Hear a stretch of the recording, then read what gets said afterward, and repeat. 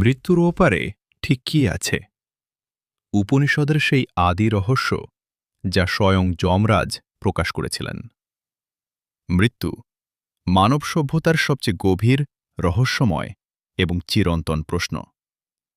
মানুষ যুগে যুগে জানতে চেয়েছে, মৃত্যুর পর কি ঘটে?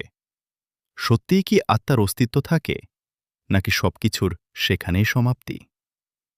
আধুনিক বিজ্ঞান এখনও এই প্রশ্নের চূড়ান্ত উত্তর দিতে পারেনি। কিন্তু হাজার হাজার বছর আগে রচিত কাথোপনিষদে এমন এক অসাধারণ সংলাপের বর্ণনা পাওয়া যায়, যেখানে মাত্র ১২ বছরের এক বালক নচিকেতা স্বয়ং মৃত্যুর দেবতা যমরাজের কাছ থেকে মৃত্যুর ওপারের রহস্য জানার সাহস দেখিয়েছিলেন। এটি শুধু একটি ধর্মীয় কাহিনী নয়, বরং জীবন, মৃত্যু, আত্মা এবং চেতনা নিয়ে ভারতীয় দর্শনের অন্যতম গভীর আলোচনাগুলোর একটি। চলুন, কোনো অতিরঞ্জন নয়, উপনিষদের সেই অমর কাহিনীতে প্রবেশ করি। মৃত্যুর দুয়ারে। এক কিশোর নচিকেতা ছিলেন ঋষি বাজশ্রবার পুত্র। একদিন তার পিতা একটি যজ্ঞে এমন সব বৃদ্ধ ও অক্ষম গাভী দান করছিলেন, যেগুলোর আর কোনো উপযোগিতা ছিল না। ছোট্ট নচিকেতা বুঝতে পারলেন, এটি প্রকৃত দান নয়, বরং ধর্মের নামে এক প্রকার ভণ্ডামি। তিনি বারবার পিতাকে জিজ্ঞেস করলেন, পিতৃদেব, আপনি আমাকে কাকে দান করবেন?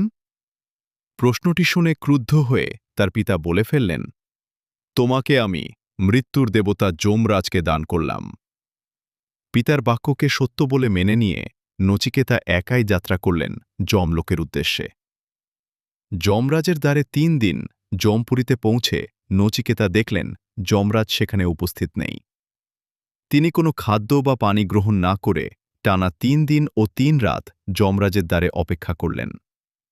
ফিরে এসে যমরাজ এক ব্রাহ্মণ বালককে নিজের দরজায় উপবাস অবস্থায় দেখে অত্যন্ত অনুতপ্ত হলেন। অতিথি অবহেলার প্রায়শ্চিত্ত স্বরূপ তিনি নচিকেতাকে ৩টি বর প্রার্থনা করতে বললেন। প্রথম বরে নচিকেতা তার পিতার মানসিক শান্তি চাইলেন। দ্বিতীয় বরে তিনি যজ্ঞের সেই অগ্নিবিদ্যা জানতে চাইলেন, যা স্বর্গলাভের পথ বলে বিবেচিত। কিন্তু তৃতীয় বরেই লুকিয়েছিল মানব ইতিহাসের সবচেয়ে গভীর প্রশ্ন। সেই প্রশ্ন, যার উত্তর দিতেও দ্বিধায় পড়েছিলেন যমরাজ।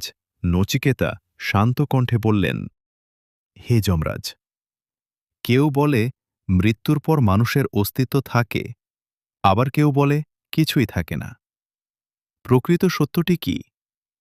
মৃত্যুর পর মানুষের কি হয়?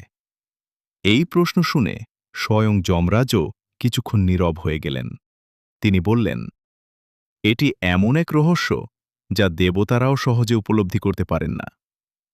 অন্য কিছু চাও, অগাধ ধনসম্পদ, দীর্ঘ জীবন, রাজ্য, সুখ ভোগ, স্বর্গীয় অপ্সরা, যা ইচ্ছা দেব, কিন্তু এই প্রশ্নটি করো না।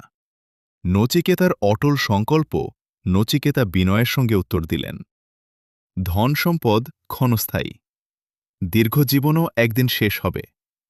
ভোগবিলাস মৃত্যুকে থামাতে পারে না। তাই আমি কেবল সেই সত্যই জানতে চাই, যা মৃত্যুকেও অতিক্রম করে। বালকের এই সত্যসন্ধানী মন, বৈরাগ্য ও দৃঢ়তা দেখে যমরাজ অবশেষে সন্তুষ্ট হলেন এবং প্রকাশ করলেন মৃত্যুর ওপারের তত্ত্ব। যমরাজের শিক্ষা, মৃত্যুর ওপারের দর্শন। ১. আত্মা অমর। যমরাজ বললেন, শরীর নশ্বর, কিন্তু আত্মা অনন্ত। আত্মার জন্ম নেই, মৃত্যু নেই। অস্ত্র তাকে ক্ষত করতে পারে না, আগুন পোড়াতে পারে না, জল ভেজাতে পারে না, বাতাস শুকাতে পারে না। শরীর পরিবর্তিত হয়, কিন্তু আত্মা চিরন্তন। ২. রথের উপমা। যমরাজ মানুষের জীবনকে একটি রথের সঙ্গে তুলনা করেন। শরীর হল রথ, ইন্দ্রিয় হল ঘোড়া, মন হল লাগাম, বুদ্ধি হল সারথি। আত্মা হল সেই রথের প্রকৃত যাত্রী। যার মন নিয়ন্ত্রণহীন, তার জীবনও দিশাহীন হয়ে পড়ে। কিন্তু যে ব্যক্তি বুদ্ধির মাধ্যমে মন ও ইন্দ্রিয়কে নিয়ন্ত্রণ করতে পারে, সে আত্মজ্ঞান লাভ করে এবং মুক্তির পথে এগিয়ে যায়।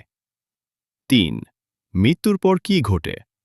যমরাজের শিক্ষা অনুযায়ী, যারা কেবল ইন্দ্রিয় সুখ ভোগ এবং মায়ার মধ্যে জীবন কাটায় তাদের কর্মফলের কারণে পুনর্জন্মের চক্র অব্যাহত থাকে। অন্যদিকে যারা আত্মার প্রকৃত স্বরূপ উপলব্ধি করে এবং ব্রহ্মজ্ঞান অর্জন করে তারা জন্মমৃত্যুর বন্ধন অতিক্রম করে মোক্ষ লাভ করে। তাদের জন্য আর ভয়, দুঃখ কিংবা পুনর্জন্ম থাকে না। এই কাহিনীর মূল শিক্ষা নচিকেতা ও যমরাজের সংলাপ আমাদের শেখায় সত্যের জন্য ভয়কে জয় করতে হয়। ধন সম্পদ ও ভোগবিলাস চিরস্থায়ী নয়। আত্মজ্ঞানই মানুষের সর্বোচ্চ প্রাপ্তি। মৃত্যু শেষ নয়। উপনিষদের দর্শনে এটি এক অবস্থা থেকে আর এক অবস্থায় রূপান্তর। এই কারণেই কঠোপনিষদ ভারতীয় আধ্যাত্মিক দর্শনের অন্যতম শ্রেষ্ঠ গ্রন্থ হিসেবে বিবেচিত হয়। আপনার মতামত কি? আপনার মতে মৃত্যুর পর কি সত্যি আত্মার অস্তিত্ব থাকে, নাকি মৃত্যুর সঙ্গেই সবকিছুর সমাপ্তি ঘটে?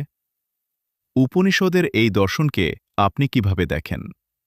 আপনার যুক্তিপূর্ণ ও সম্মানজনক মতামত কমেন্টে অবশ্যই জানান। তথ্যসূত্র: কঠোপনিষদ, প্রাচীন উপনিষদীয় দর্শনের প্রচলিত ব্যাখ্যা দ্রষ্টব্য। উপরের আলোচনা উপনিষদে বর্ণিত আধ্যাত্মিক ও দার্শনিক ধারণার সারসংক্ষেপ।